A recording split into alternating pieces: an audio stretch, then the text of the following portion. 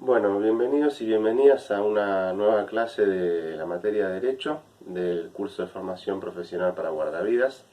Hoy vamos a ver la unidad 2, ¿sí? Que es Derecho Penal. Vamos a ver varios temas, vamos a ver un poco lo que son las garantías penales, un poco qué es la teoría del delito y después en la segunda parte de la clase vamos a ver algunos delitos en particular con los que ustedes se podrían llegar a encontrar cuando ejerzan esta profesión de guardavidas. No quiere decir que se los encuentren sí o sí, pero posiblemente estén expuestos a algún tipo de situación en los que se roce con alguno de los que vamos a ver, ¿sí? Bien, empecemos por las garantías penales. Las garantías penales están previstas en el artículo 18 de la Constitución Nacional. Como vimos en la clase pasada, la Constitución es la ley más importante que tiene un país. En este artículo están los principios generales que se tienen que respetar en todo proceso penal, ¿sí? Lo que nos va a decir la Constitución es que se debe respetar la presunción de inocencia, que nadie puede declarar contra sí mismo, ¿sí? Que el juez tiene que estar designado en una ley anterior al hecho del proceso, ¿sí? El juez que me va a juzgar, ¿sí? Que el domicilio es inviolable, que la correspondencia es inviolable, que las cárceles serán sanas y limpias y el objetivo principal va a ser la rehabilitación de los reclusos, ¿sí? Que no está permitida la pena de muerte y varias garantías más. Esos principios generales que están en el artículo 18 de la Constitución van a estar reflejados después también en el Código Penal, ¿sí? Que es la ley en donde están previstos todos los tipos penales que pueden tener lugar en el sistema jurídico argentino. La teoría del delito, ¿sí? Que es algo que vamos a ver hoy en la clase, es un método que usan los juristas para saber si cierto tipo de conducta humana reúne los requisitos necesarios para ser considerada delito o no. Es una herramienta que tenemos para saber si esa conducta tiene que ser penada o no por la ley, ¿sí? A veces puede ser que la conducta no reúna los requisitos para ser considerada delito, pero sí que igual tenga una sanción menor por ser considerada otro tipo de falta o contravención, ¿sí? Como por ejemplo una infracción de tránsito. Yo cruzo el semáforo en rojo, no atropello a nadie con el auto, no hago nada más que cruzar el semáforo en rojo, no voy a cometer ningún delito, pero sí voy a estar cometiendo una infracción. Entonces me va a corresponder una multa por ese semáforo en rojo que crucé. Ahora, si cuando cruzo el semáforo, además con el auto, piso a una persona, ¿sí? Y la lastimo o le quito la vida, ahí sí vamos a estar enfrente de un delito penal. Bien, ¿qué hace la teoría del delito? Como les dije, es una herramienta que a mí me permite saber si una conducta es o no es delito. ¿Qué es un delito? ¿Sí? Es una acción o conducta humana típica, antijurídica y culpable.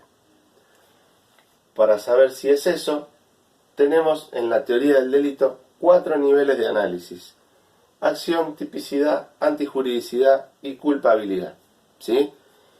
En la acción lo que se analiza es la conducta de la persona, ¿sí? Para saber si es o no es relevante al derecho penal, ¿sí? La conducta tiene que ser un comportamiento y tiene que ser voluntario, ¿sí? Hay supuestos en que no se considera comportamiento relevante para el derecho penal si, por ejemplo, la persona estaba sonámbula o si, por ejemplo, no sé, lastimo a alguien porque justo estornudé, me moví y la otra persona se tropezó, se cayó y se lastimó, ¿sí? Pero bueno, si hay un comportamiento voluntario, en general tiende a ser un comportamiento relevante para el derecho penal. Y cada vez que cumpla los requisitos de un nivel, tengo que pasar al siguiente. Y si llego así a los 4, estoy en presencia del delito. Si en alguno se corta esa cadena y no se cumplen todos los requisitos, como les dije antes, voy a estar frente a alguna conducta que posiblemente tenga que recibir alguna sanción, pero que no reúna los requisitos para ser considerada delito. Seguimos. El segundo es la tipicidad. La tipicidad lo que establece es que la conducta que sea relevante para el derecho penal, ¿sí?, tiene que estar prevista en la ley penal. Es decir, en nuestro caso, tiene que estar prevista en el Código Penal, ¿sí? Si no está prevista dentro del Código Penal, no puede ser considerada delito, ¿sí? Si se cumplen los requisitos de este segundo nivel, pasamos al tercero, que es la antijuridicidad. Lo que se nos pide generalmente en este nivel es analizar si la conducta, aparte de ser relevante para el derecho penal y ser típica, es decir, estar prevista en la ley, es antijurídica. Es decir, que no tiene ningún tipo de justificativo para generar ese daño o ese perjuicio que se cometió, ¿sí? Las justificaciones más comunes que hacen que se corte la cadena y el hecho no sea considerado un delito son dos que ustedes por ahí las han escuchado nombrar en algún momento: la legítima defensa y el estado de necesidad, en donde se puede hacer un daño a otra persona, pero está justificado en la legítima defensa porque yo me estoy defendiendo de una agresión. Por ejemplo, alguien me viene a robar, está armado, yo lo puedo desarmar y en la defensa que hago de desarmarlo, por ahí lo golpeo y le causo una lesión. Pero esa lesión va a estar justificada porque yo me estaba defendiendo de esa primera agresión. El estado de necesidad es cuando hay dos bienes jurídicos protegidos y se sacrifica el de menor importancia en pos de asegurar el de mayor importancia, ¿sí? Un ejemplo que les puede pasar a ustedes en la profesión: pongámosle que le tengan que hacer RCP a una persona y cuando le hacen el RCP le rompen una costilla. Entonces, ahí lo estarían lastimando, le estarían causando una lesión, pero le están salvando la vida. Entonces, en ese caso también estaría justificado este daño, porque no es que se lo están haciendo a propósito, sino que es en el protocolo de la resucitación, ¿sí? Y por último tenemos la culpabilidad, ¿sí?, que es el cuarto nivel de análisis. Si se cumple, junto con los anteriores, vamos a estar en presencia de un delito. Lo que se ve en este nivel es si la persona puede ser responsabilizada por la conducta que hizo, en cuanto a si tiene noción de lo que está haciendo, ¿sí? Si en su cabeza está la intención de hacer ese comportamiento, o si lo hizo porque no tomó los recaudos necesarios. Es decir, si el delito le es imputable por dolo, ¿sí?, cuando hay intención de generar ese daño, o por culpa, cuando lo hizo sin querer, como quien dice, pero sin tomar los recaudos necesarios para no generarlo.